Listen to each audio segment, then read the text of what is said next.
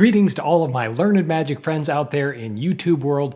My name is Jeff Kowalk, and you are watching Erudite Magic. Whether you're a first-time visitor or a returning guest, we're so happy to have you here to share with us our love and passion for magic books. I'm kind of embarrassed to admit it.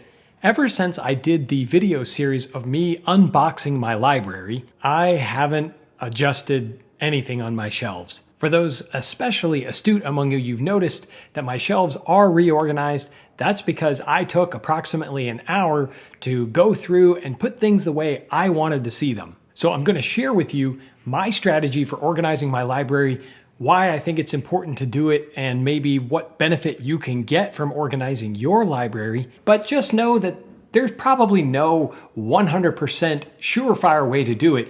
The reality is, books need to be put away in an order where you can find them and you can use them. And then I want to share something kind of special with you that I found on YouTube about how to create some invisible bookends that will help hold your books upright so they're not just stacked on top of each other if all you have are flat surfaces like a desk.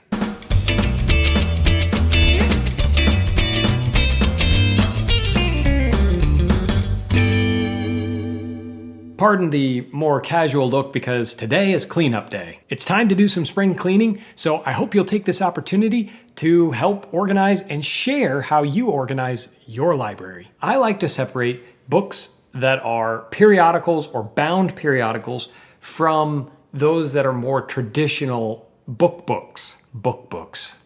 What exactly is a book? Anyway, for me, I'm doing something fairly simple. I'm organizing my books alphabetically by the author's last name. Where I'm changing that is if the book is about someone as opposed to by them. For example, the classic Magic of Larry Jennings, even though it's written by Mike Maxwell, so it belongs in the M's, I file it under the J's for Jennings because sometimes I can't remember who a book is by as much as I remember who it's about. But whatever works for you, I want to hear from you down below. How do you organize your books? What are some of the advantages that I think will work for you for reorganizing your library? Well, one is I think that it helps you to become more efficient and more creative.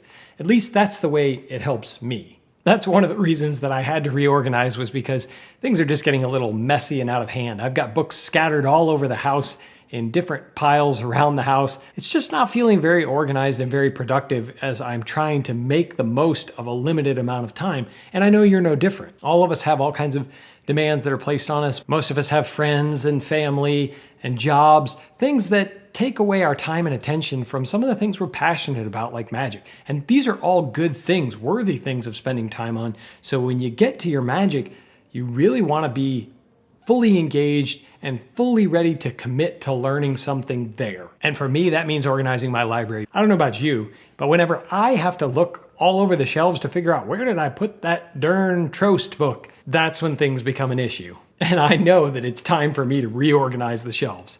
Not only that, but when we're doing research for things like what's the best version of the princess card trick, or what's the best version of Cards Across, if you're using something like Dennis Baer's Conjuring Archive, he's got such a great bibliography there for you to look and find where it's written up. But if you can't quickly come put your hands on that on your shelf, what good is it really? And me? Well, I'm trying to remove any obstacles in my path of studying my books. So if I can't put my hands on a book pretty quickly, I don't want that to turn me off from looking at my books at all. We all know that you've been sitting there reading something and someone will have a footnote or a cross-reference to another book. It's really great to be able to just get up from your little spot where you're sitting, walk right over and put your hands right on it, look at it, and if you decide you want to explore that more, you go with it, go with the flow, and if not, you put it back on the shelf and you keep moving. It's nice to have options. Another reason I'm reorganizing my books, and you may want to consider as well, is because it allows you to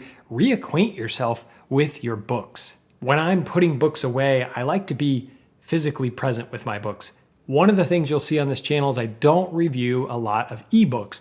That's because to me, it's not the same thing as holding a book and smelling it, being with it in the same physical space. You can engage all of your senses the way people have for thousands of years. Plus, Some people actually learn by physically interacting, so you remember where your books are on your shelf by handling them and by moving them. And if you're like me, it inspires you to want to dig further into books that maybe you haven't seen in a while because they've just been disorganized, maybe on the bottom shelf or in a different spot where you weren't expecting them. And as you're going through, you may pull off a long lost friend that you want to share some time with, and that's okay. As I addressed in one of my previous videos about why you should have a large library, I talked about a wonderful, delightful concept I came across about the concept of an anti-library, something that reminds you about all of the knowledge that you don't possess yet. And like I confessed then, I'll confess it again.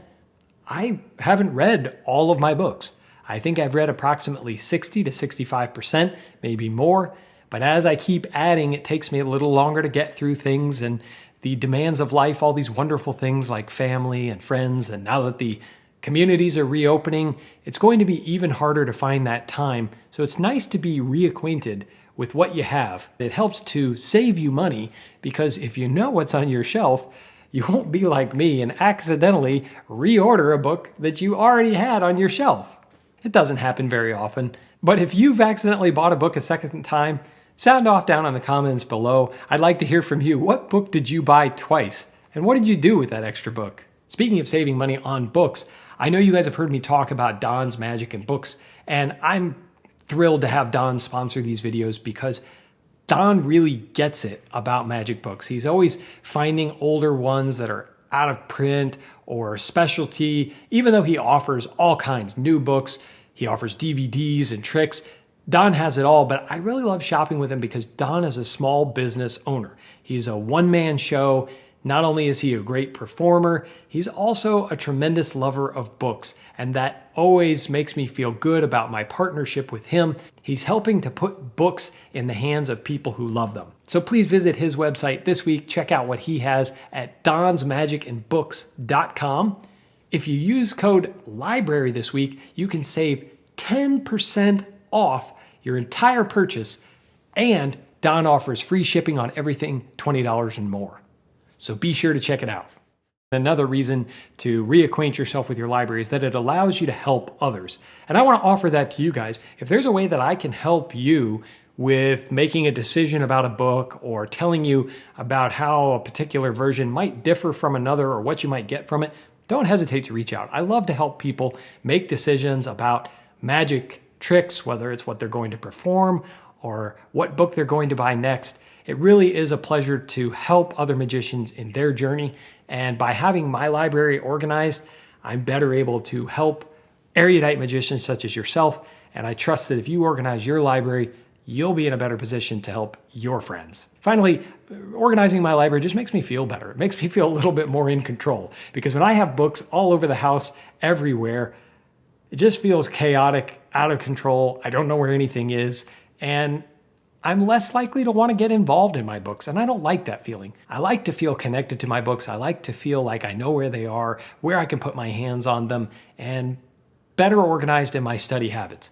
I feel like by organizing my books, I better organize my life, and I hope that you'll feel that way too. I know it can be intimidating to have to reorganize, but honestly, any system that works for you is better than no system at all. There's no official reason that my way is a good way. It's just something that's always worked for me. Okay, I want to share something super exciting that I came across by an author whose name is Jack Heath. I'm going to put a link to his video, and you should watch it and give him a thumbs up if you like this concept, but I'm going to share it with you here. It's how to make invisible bookends for your shelves so that your books will stand upright when you don't have proper bookends. And I'm going to give you a pro tip about how I deploy it that I think could be really useful to you. To make these invisible bookends, all you need is a single sheet of paper for one bookend. 8.5 by 11, plain white paper. It doesn't have to be heavy. It can be almost any type of copy paper you want.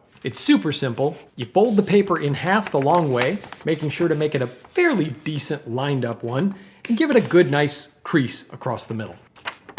Unfold the fold you just made and fold it in half the other way. Again, making sure that your fold is fairly lined up and that you give it a decent crease. reopen it, and give it a cut right along the crease. Once you've done that, you're basically halfway home.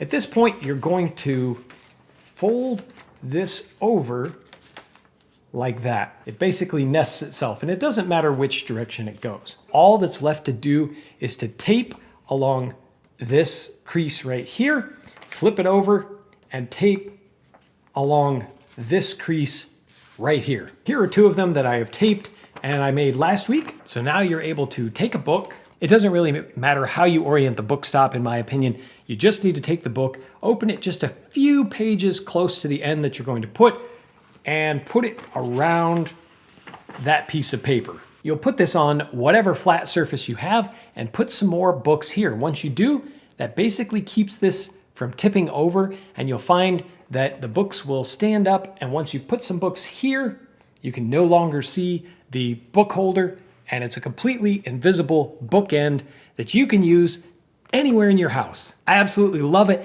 and I want to thank Jack Heath for sharing the idea. Please click his video and give him a giant thumbs up for sharing such a great idea. So another confession, I actually put books on my vanity in my bathroom because let's face it, I have a very small problem. I'm slightly addicted to books. I don't think that it's a long-term problem because it doesn't interfere with my relationships, but I love to have books everywhere. I've decided to place a few key books where I'm going to see them first thing in the morning and remind myself of the power of setting aside some time early on in the day to devote to a subject that I love, magic. I hope this video has helped you, maybe inspired you to take some action to reorganize your shelves. And even if you think they're already organized the way you want them to be, it's still kind of fun to shuffle through them and remind yourself of the different books that you have and just reacquaint yourself with some of these old friends. Thanks for watching, subscribing, liking, and commenting on this video. I really love talking to you guys about all things magic book related, and I appreciate you taking time out of your busy schedules to share it with me. Until next time, all my erudite friends, organize those shelves, let me know how you did it, and if you like the results, and keep reading. Check out this gorgeous setup. Now, there were two books that I really couldn't get, Magic Page by Page, and then the Mike Caveney books. They just don't fit. They're actually too tall for a regular bookshelf, so they're sitting up top, but that's okay.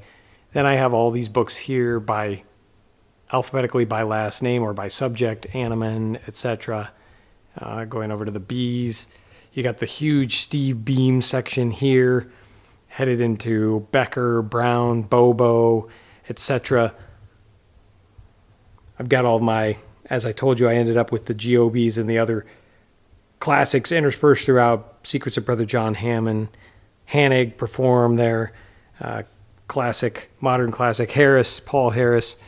Moving on down to this shelf, you have my Hilliard, Greater Magic, a lot of the Kaufman books, and get into the Lorraine section. Finish up the Lorraine books and enter Scripting Magic, the Menser books, all that. And then down here, I've got the O's headed into the R's for Regal, Sankey, etc. And then it swings right back up and around here with the Tamariz, Tarbell. You've got my Trost books there. It's funny how quickly it moves from the T's to the Vernons and Wonders, Wilsons, etc. That's pretty much the end. And then I put together a small group of my periodicals. The Hugard's Magic Monthly is still separate. It's on a separate bookcase. I'll show you that some other time. But for now, I've got my Apocalypse, the Chronicles, Kabbalah, Trapdoors, Syzygy, Magic Menu, and then I have a few reference books down here. Might be hard to see in this light, but I've got all of my Miracle Factory books as well as the James File. Anything that's kind of a collector's edition, I decided I could put it down there by itself. Anyway, that is pretty much it. That is my organization for today. It'll have to do. Until next time.